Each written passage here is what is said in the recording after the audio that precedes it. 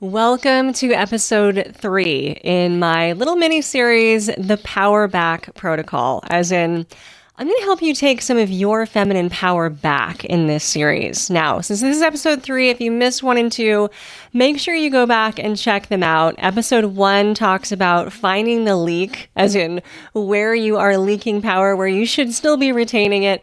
And episode 2 talks about reclaiming your sacred no, which is how you become boundaried enough to not give yourself away and actually receive all of the goodness that you deserve.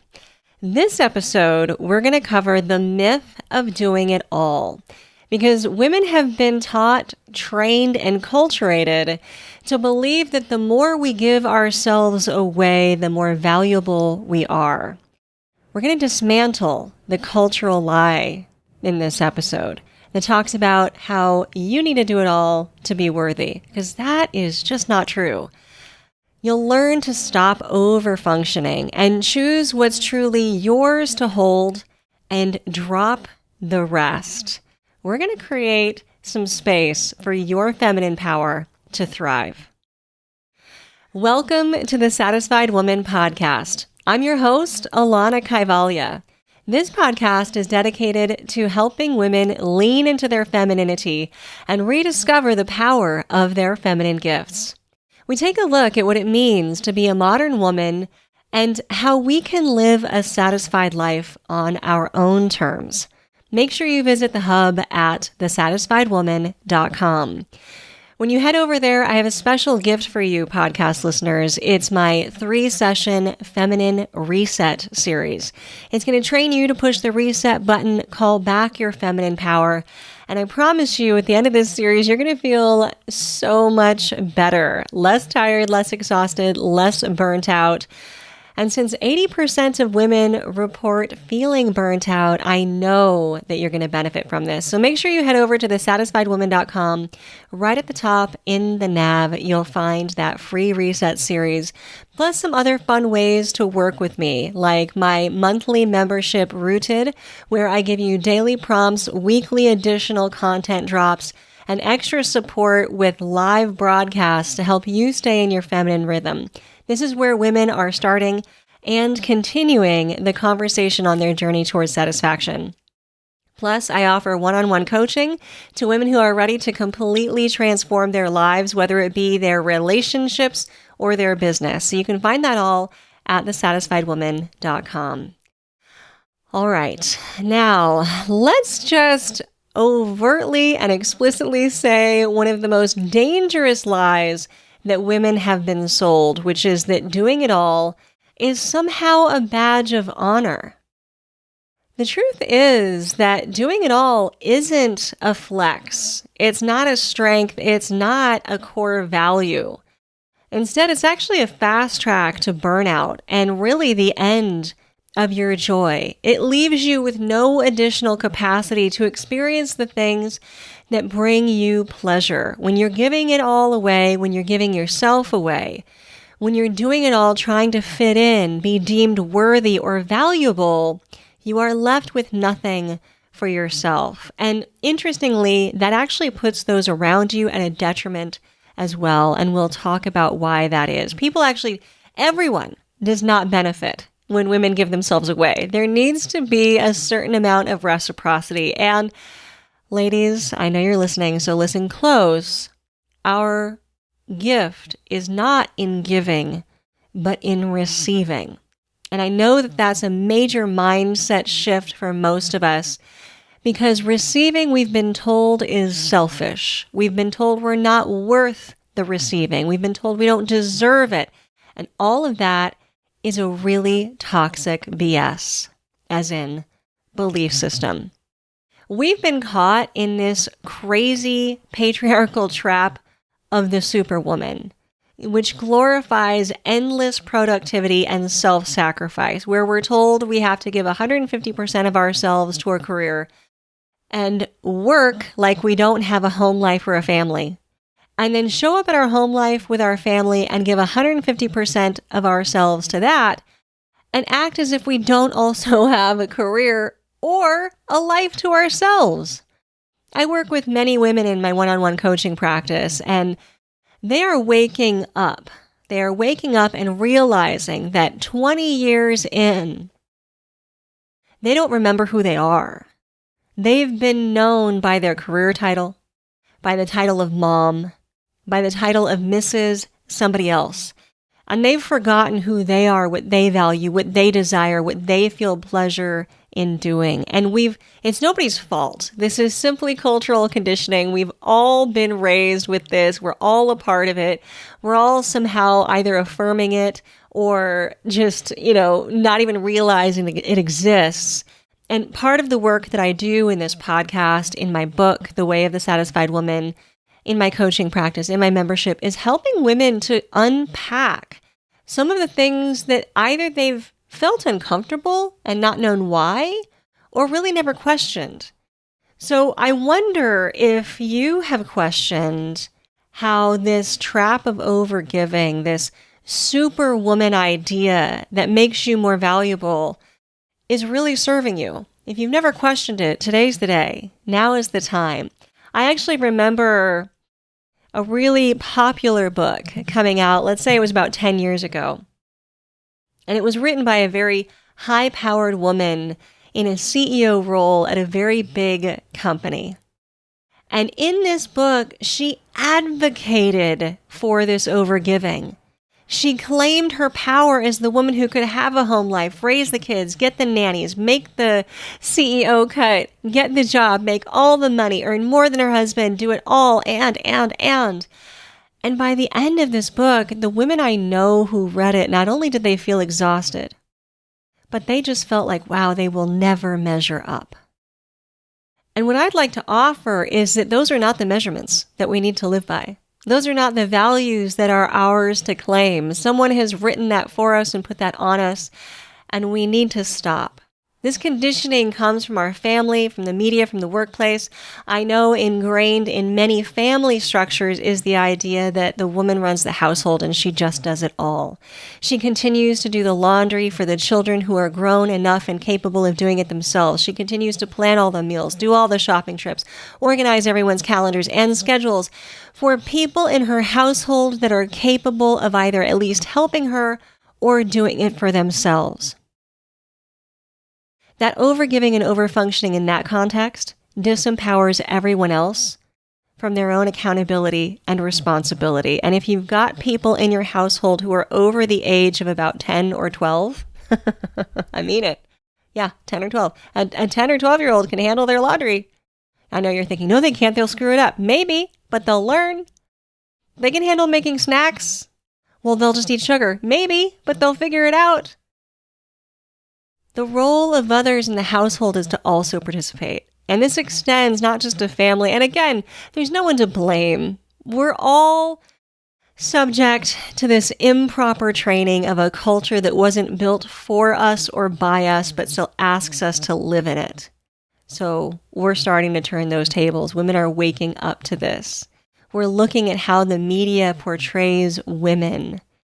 I love my shows. I do. As a mythologist, I love stories. And when I watch shows that still glorify a woman's beauty over her brains, I cringe. When I see shows where the mom is still bending her entire will and schedule to 4 soccer practices a week, I cringe. When the compliments given to women in shows is all about her looks instead of her abilities, I cringe. There's just look, we are more than what society tells us we are. And I know that we know that, right? I know that if you're listening, you know that. And I was raised in the 80s and definitely with the narrative that women can do it all. But what I want us to understand is that we don't have to. We actually only have to do what we want. And I've been in the workplace where the narrative is, you have to work harder than everyone else. I was in an industry for 20 years that was dominated by women and where women still got paid less. I remember when I moved to New York City as a yoga teacher, and I was hired by, at the time, the largest yoga studio in the country, okay? It was a big, popular place. And they said to me, Alanna, how much do you charge for your classes? And I named my price. And then I heard what the men were being paid. And they were being paid more. I mean,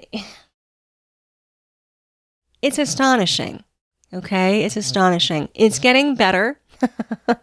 It's getting better, and I will apologize in advance for the fact that we as women still have to do so much of the work to alert people to these discrepancies, to create the change, to shout from the rooftops, to continue to do some emotional labor while we help others realize that this isn't working for us. It's still a lot on us, but at least we have avenues, at least we have some receptivity, at least we have inroads, and at least we have more power, agency, and choice than we have ever had before. Okay, so the work isn't done, but let's realize what's ours and what's not. Because one of the things that this doing it all identity does is it doesn't leave room for our own identity. It doesn't leave room for us, for what we need. Like, here's an example. How many of you have been applauded for your exhaustion?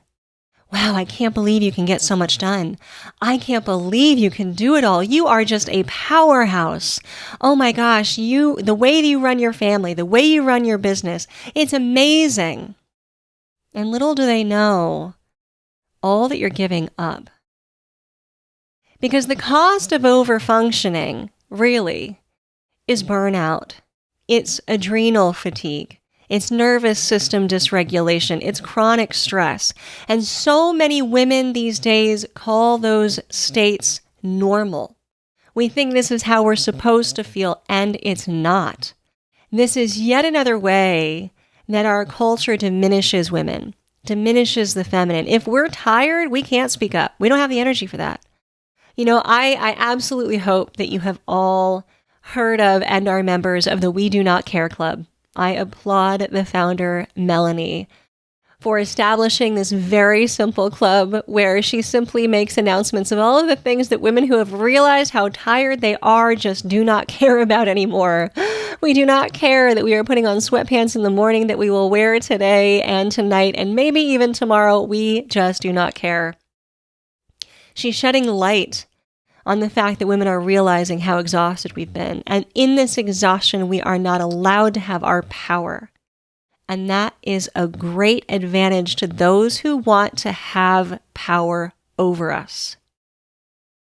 If we're exhausted because we're over-functioning, we are numb to feeling what we want to feel. We don't have the capacity for joy, and it simply turns into resentment for all of the things that we are overgiving to, and that diminishes and destroys relationships that we actually may want to preserve and uphold. In our relationships, we are disconnected from ourselves, from our needs. If you have ever compromised your own need in a relationship, you know what I'm talking about. It doesn't allow for full intimacy. When you're overgiving and tending to the needs of others and never bringing up your own, they don't know who you are. That's shallow. It's inauthentic. And it puts you in the role of caretaker, scheduler, organizer, mother, as opposed to your given role, which should be the cherished feminine partner. If you're overexhausted and overgiving, there's no room for your own spiritual and divine connection from that which you hold dear, from your feminine essence. You can't access your intuition because this kind of overgiving creates overthinking, causes you to second guess yourself. There's no capacity for creativity because you cannot tap into your creativity when you are exhausted and under stress. I promise you. One of the gifts of the feminine is creativity, but you've got to be in a receptive, relaxed mode in order to access it authentically. And you know, as well as I do, that creativity cannot be forced. There will be no capacity for desire because there's no space for it. When you're doing it all, you can't hear yourself think, let alone feel. And as a feminine woman, you are a feeling being. As a feminine woman, your greatest superpowers are your intuition and your emotional depth, your embodiment, which requires you to feel. Because feminine leadership is about holding what's yours, not what's everyone else's. And in fact, when you drop what is not yours and let them pick it up, it is empowering to them. I notice with many of my coaching clients that those who have gotten into this cycle of overfunctioning in such a locked-in way that it's their default, they think it's normal, they think that exhaustion is normal, bad sleep patterns are normal, that chronic stress is normal. They don't even question it. They believe that if they don't do all of the household chores, they won't get done. If they don't balance all the books, they won't get done. If they don't schedule all the things, it won't get done. And the reality is that that might be true for a while. Okay, it might be true for a while, but what's the harm in that? You train everyone else to not be empowered when you're doing it for them. And what that ends up being is actually a form of control for you. When you're doing all the laundry, you're controlling the laundry. When you're doing all the books or the schedules or the pickups, you're controlling that. And for some of us women, that might feel like the only bit of control we have over our lives. But what I would challenge you, and I know that it can be scary, is to drop that control. Let others help you so that what you can control is your most sacred gifts. Your agency, your choice, your freedom, your voice, reclaiming your feminine power, your needs, your receptivity, your abundance. All of that is yours. So we need to turn on the power of discernment. Discernment is knowing what's going to help you lean toward the light and what's going to take you away from it. And I've always loved this description of discernment. Okay, it actually comes to me from the mythologist Joseph Campbell, who loved the Arthurian legends. And there's this concept he illustrates from the Arthurian legend of Parzival, which is a beautiful legend, by the way. But there's a line in it that talks about this, that every decision we as humans make, and here's an astonishing fact, an adult human from the time they wake up until the time they go to bed will have to make about 35,000 decisions per day. It's a lot of deciding. No wonder those of us picking up all the slack have what we call decision fatigue, nervous system burnout. We have brain fog. We can't think through an entire sentence. Okay? I mean, you think about these things and it's not surprising. Like, no wonder, right? No wonder. So all these decisions have consequences. And all you have to decide is whether this decision is going to help you lean towards your light, or if you'd like a different phrase, lean towards your femininity, lean towards your peace, lean towards your highest good, or away. And it's a personal thing. What will help you lean towards the light might be different for someone else. So there's no universal decision making here. I rejected that idea a long time ago. So discernment is your ability to know what's going to help you retain your energy, retain your receptivity, retain your feminine light, and what's going to expend it or waste it, or what's going to cost you your light. So what you want to do is have that discernment and that clarity that if something is going to add to your energy, help you with leaning towards your light, then that's your yes. And if it's going to waste it, drain you, or exhaust you further, we're just not going to do that anymore. We're just not picking that up anymore. Because when we stop doing everything for everyone else, they're going to help. And that is receptivity. It is empowering to others. So let's talk about it as energetic minimalism. You're clearing your plate to expand your energy and to call in the uplifting support of others. So ways to do that is to start delegating. Things that you know need to be done, it's now just theirs. That's delegating. The trick is, listener, my dear sister, is that if you delegate and they don't pick it up right away, you cannot pick it back up. That's a boundary. Once it's delegated, it is no longer yours. If they don't pick it up, then it's just not something that we do anymore. Or they suffer the consequences of not picking that up. There are worse things. Collaboration is another way to exercise energetic minimalism, getting help. Now, these Superwoman ideals often make you think you're going to be weak for asking for help, but you're not. We have a long evolutionary history as feminine women of utilizing collaboration as a strategy to actually get more done and in a better, more streamlined way. So it's a utilization of a feminine superpower to collaborate. And here's a tough one. Saying yes only to aligned priorities. Only to that which uplifts you and adds to your energy, adds to your light. If it drains you, we're leaving it behind. Now, I know that there's a lot that goes into us. I know that there's so much that you do every day, and I know the fear of dropping what's not yours. I understand. I promise you that that fear will be temporary, and your nervous system will thank you. You've probably lived for a long time in a state of nervous system dysregulation, thinking that burnout and tired is your normal, and that once you put those things down, it just won't get done, or you will be blamed. Live through that quake, because what's on the other side is greater energetic capacity and freedom.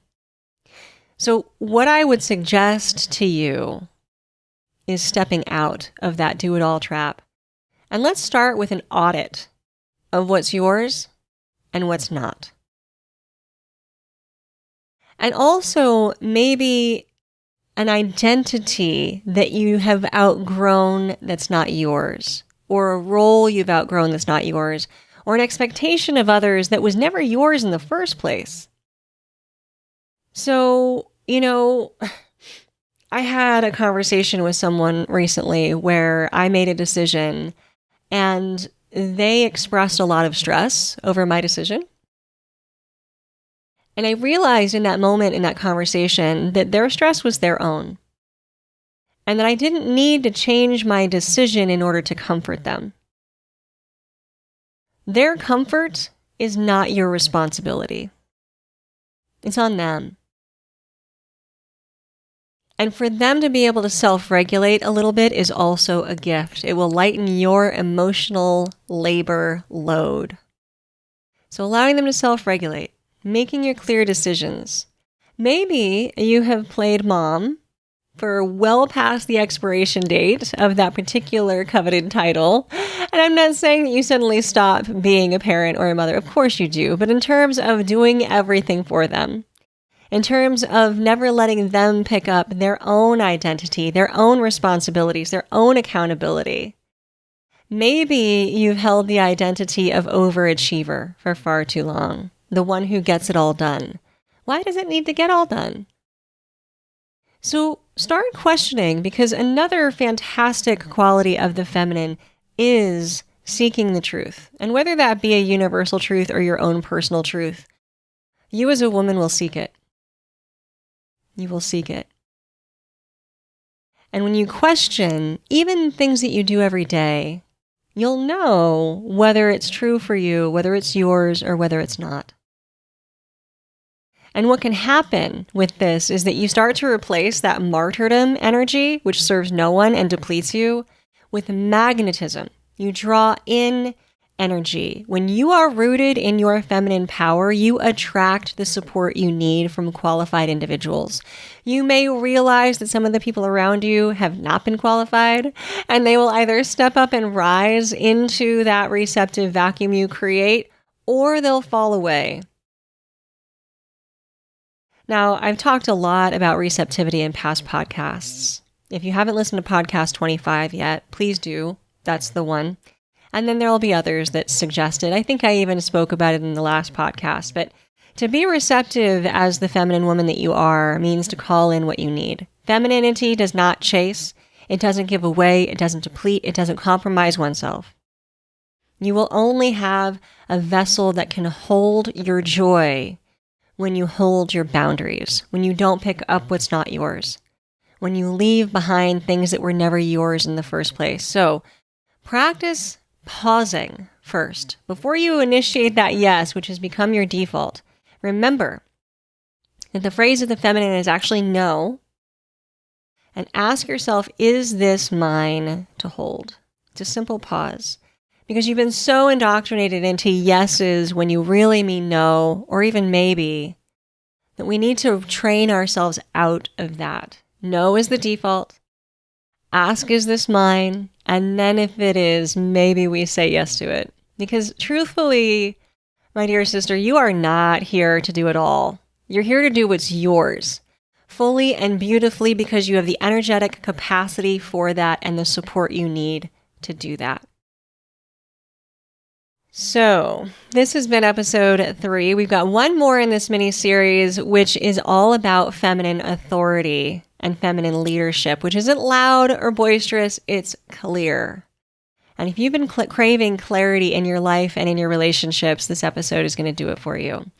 So until next time, make sure that you come over and visit at thesatisfiedwoman.com. Check out the Rooted membership, where we get daily practices to step out of overfunctioning and call into your aligned power. Rooted is your space, and I'm there supporting you through your feminine rhythm and reclaiming your path towards sovereignty and satisfaction. And if you ever want to connect with me directly, over at thesatisfiedwoman.com, right in the nav bar is a link to book a call with me. I'd love to talk to you about what you're carrying that is no longer yours and help you put that down. So if you want some clarity, let's talk. In whatever way you participate in this movement with me, I continue to be incredibly grateful. Let's hold the vision of women being satisfied and sovereign everywhere, calling in the receptivity that they deserve, and only doing what is exactly theirs to do and holding what is theirs to hold. Until next time, sacred sister, stay satisfied.